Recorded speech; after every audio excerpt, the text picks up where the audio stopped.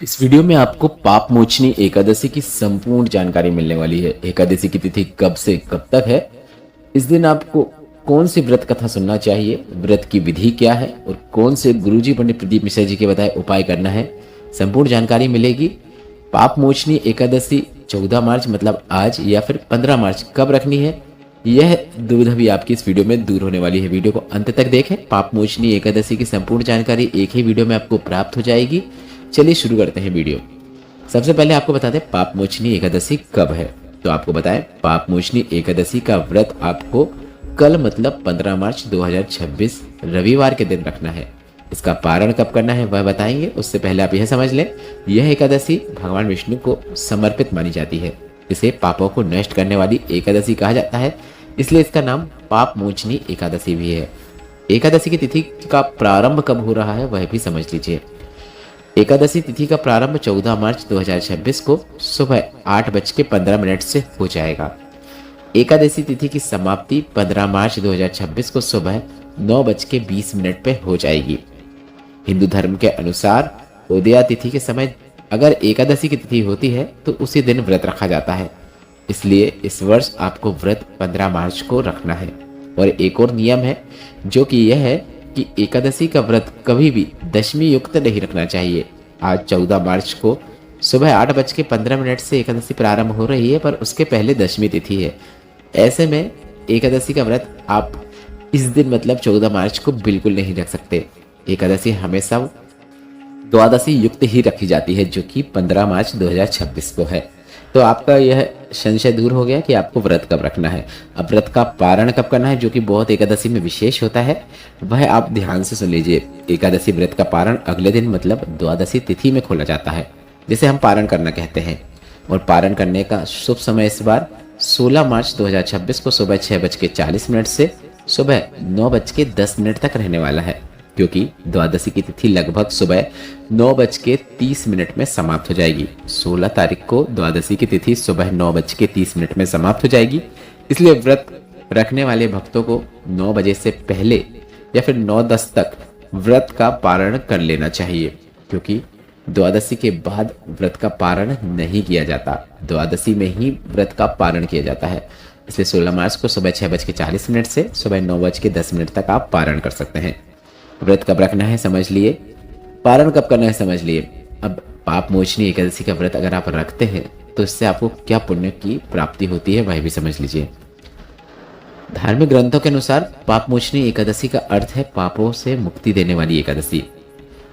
यह व्रत रखने से पिछले जन्मों के पाप भी नष्ट होते हैं, मन और आत्मा शुद्ध होती है, भगवान विष्णु की विशेष कृपा प्राप्त होती है और जो भी आपकी कामना है वे सभी कामनाएं पूर्ण हो जाती है। इस दिन उपवास, व्रत, जप आदि करने से मनुष्य को आध्यात्मिक रूप से भी उन्नति देखने को मिलती है। पाप मोचनी एकादशी की व्रत विधि। अब व्रत किस प्रकार से रखा जाता है, किन नियमों का पालन किया जाता है वह भी समझ लीजिए। पाप मोचनी एकादशी व्रत में एक दिन पहले मतलब दशमी के दिन से आपको इसकी तैयारी शुरू करनी होती है। व्रत से एक दिन पहले यानी दशमी की तिथि को आपको सात्विक भोजन करना चाहिए। शाम के बाद भारी भोजन ना करें। मन में व्रत का संकल्प लें। एकादशी की जब सुबह रहेगी तो सुबह आपको क्या करना है वह भी समझ लीजिए। सुबह जल्दी उठें, स्नान करें। इसके बाद भगवान विष्णु की मूर्ति या तस्वीर उसे अच्छे से आसन में बैठाएं और उनके सामने बैठकर व्रत का संकल्प लें। जिस प्रकार से पूजन करते आए हैं वैसे भी कर सकते हैं। पूजा में तुलसी के पत्ते, पीले फूल, दीपक, धूप, फल, पंचामृत यह जरूर शामिल करें। भगवान विष्णु को तुलसी अत्यंत प्रिय है, इसलिए इसे काफी शुभ माना जाता है। पूजा करने की सरल विधि इस प्रकार है। भगवान विष्णु को जल अर्पित करें, पीले पुष्प और चंदन चढ़ाएं, तुलसी दल अर्पित करें, दीपक प्रज्वलित करें। एकादशी की व्रत कथा सुने या फिर पढ़ें। इस दिन एकादशी की व्रत कथा सुने बिना यह व्रत पूर्ण नहीं माना जाता। व्रत की कथा सुनना अत्यंत आवश्यक है, इसलिए हम आपको इस वीडियो में व्रत कथा भी बताएंगे। इसलिए आप वीडियो को अंत तक सुने ताकि आपसे कोई भी उपयोगी जानकारी ना छूटे। एकादशी व्रत में आपको क्या खाना है, आप फलाहार कर सकते हैं। आप चाहो तो एक टाइम फलाहार कर सकते हैं, आप चाहो तो दोनों टाइम फलाहार कर सकते हैं। आपके सेहत को देखते हुए आपको व्रत रखना चाहिए। अगर आप फलाहार करते हैं तो आप फल, दूध, साबूदाना, कट्टू आटा, मखाना खा सकते हैं, लेकिन इस दिन चावल, गेहूं, दाल, अनाज का सेवन नहीं किया जाता।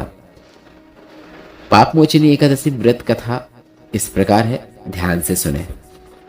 अर्जुन ने भगवान श्री कृष्ण से पूछा, हे माधव, चैत्र मास के कृष्ण पक्ष की एकादशी का क्या महत्व है?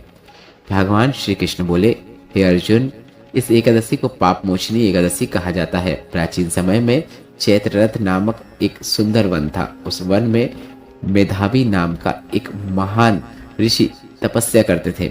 एक दिन मंजू घोषा नाम की अप्सरा वहां आई और वीणा बजाने लगी और गाने लगी। उसके मधुर स्वर और सौंदर्य से मेधावी ऋषि मोहित हो गए और तपस्या भूलकर उसके साथ रमण करने लगे। समय का उन्हें बिल्कुल भी पता नहीं चला। 57 वर्ष बीत गए। जब उन्हें अपनी गलती का एहसास हुआ तो उन्होंने क्रोध में आकर मंजू घोषा को श्राप दिया कि वह पिशाचनी बन जाए। अप्सरा ने क्षमा मांगी और श्राप से मुक्ति का उपाय पूछा। तब ऋषि ने कहा, चैत्र कृष्ण पक्ष की पाप मोचनी एकादशी का व्रत करो। इस व्रत के प्रभाव से तुम श्राप से मुक्त हो जाओगी। अप्सरा ने व्रत किया और उससे श्राप से मुक्ति प्राप्त हुई। मेधावी ऋषि ने यह व्रत किया और उनके भी सभी पाप नष्ट हो गए। अब पाप मोचनी एकादशी की व्रत कथा यहाँ पूर्ण होती है। अब पाप मोचनी एकादशी के 11 ऐसे उपाय जो कि काफ़ी सरल हैं, छोटे छोटे उपाय हैं जिन्हें आपको अवश्य करना चाहिए। इस दिन भगवान विष्णु को पीले पुष्प आपको अवश्य अर्पित करना है। तुलसी दल जरूर चढ़ाना है। विष्णु सहस्त्र नाम का पाठ जरूर करना है। पीपल के पेड़ के नीचे दीपक जरूर प्रज्वलित करना है। गरीबों को अन्न दान करना है। ब्राह्मण को भोजन कराना है। गाय को हरा चारा खिलाना है। मंदिर में भगवान विष्णु की आरती करना है। घर में भगवान विष्णु के मंत्र का जाप करना है। तुलसी के पौधे में जल अर्पित करना है। कई जगह देखने को मिलता है कि तुलसी माता भी व्रत रखती हैं, तो ऐसे में इस दिन कई लोग तुलसी के पौधे में जल अर्पित नहीं करते हैं। तो आपके क्षेत्र में जिस प्रकार से रीति रिवाज है, आप उसका भी पालन जरूर करें। रात में भगवान का भजन करें। अब इस दिन क्या करना है वह तो हमने आपको बता दिया। इस दिन क्या नहीं किया जाता वह भी ध्यान से सुन लीजिए। 7 चीजें आपको इस दिन बिल्कुल नहीं करनी है। इस दिन आपको झूठ नहीं बोलना है, किसी का अपमान नहीं करना है, क्रोध नहीं करना है, अनाज का सेवन नहीं करना है, मांस शराब का सेवन नहीं करना है। यह तो आपको कभी भी नहीं करना चाहिए। दूसरे को निंदा नहीं करना है, ना ही निंदा सुनना है। व्रत कथा सुने बिना व्रत नहीं रखना चाहिए। अब विष्णु भगवान के 5 शक्तिशाली मंत्र कौन से हैं? इनमें से किसी भी एक मंत्र का आप जाप कर सकते हैं। ओम नमो भगवते वासुदेवाय। दूसरा मंत्र ओम नमो नारायणाय। तीसरा मंत्र ओम विष्णवे नमः। चौथा मंत्र श्री विष्णवे नमो नमः। 5वां और अंतिम मंत्र ओम वासुदेवाय नमः। यह मंत्र जितने भी बताए हैं, इनमें से कोई भी एक मंत्र का आप दिन भर मन में ही शांति से जाप कर सकते हैं। भगवान विष्णु की विशेष कृपा आपको प्राप्त होगी। अब आपको बता दें, गुरुजी पंडित प्रदीप मिश्रा जी एकादशी के दिन कौन सा ऐसा उपाय करने को कहते हैं जिससे आपके घर में धन संपदा की वृद्धि होती है, कर्जा भी चुकता है। तो इस दिन आप एक कलश में जल भर लें। गंगा जल है तो वह भर सकते हैं, नहीं है तो जो जल है वह भर लें। उसके अंदर 7 बेलपत्र डाल दें। इसके बाद भोलेनाथ के मंदिर में जाएं और कलश के अंदर का पूरा जल नंदी भगवान के उठे हुए चरणों पे अर्पित कर दें। इसके बाद जो 7 बेलपत्र है उसे निकाल कर एक एक करके भोलेनाथ के शिवलिंग के ऊपर श्री शिवाय नमस्तुभ्यम बोलते हुए या फिर नमः शिवाय बोलते हुए या फिर ओम नमः शिवाय बोलते हुए एक एक करके अर्पित कर दें। इस बात का ध्यान रखें कि जहाँ पर बैठकर आप बेलपत्र को शिवलिंग पर अर्पित कर रहे हैं, बेलपत्र की डंडी आपके विपरीत ओर होना चाहिए। बस इतना ही करना है। कम से कम आप यह उपाय 3 या फिर 5 एकादशी लगातार करके देखिए। जीवन में जो धन संबंधित परेशानियां चल रही हैं वह दूर होंगी और आपको आपके जीवन में कर्ज मुक्ति प्राप्त होगी। वीडियो में बताई गई जानकारी से संबंधित आपके मन में अगर कोई प्रश्न है तो वे प्रश्न आप कमेंट बॉक्स के जरिए पूछ सकते हैं। और मेरे द्वारा दी गई जानकारी अगर आपको थोड़ी सी भी उपयोगी लगी है और ऐसे ही वीडियो और देखना चाहते हैं तो धर्म की बातें यूट्यूब चैनल को सब्सक्राइब जरूर करें। और आप सभी का बहुत बहुत आभार जो आप इतने अच्छे अच्छे सुंदर सुंदर कमेंट करते हैं। हम आपके सभी कमेंट्स को पढ़ेंगे और उनका जवाब भी शीघ्र जरूर देंगे।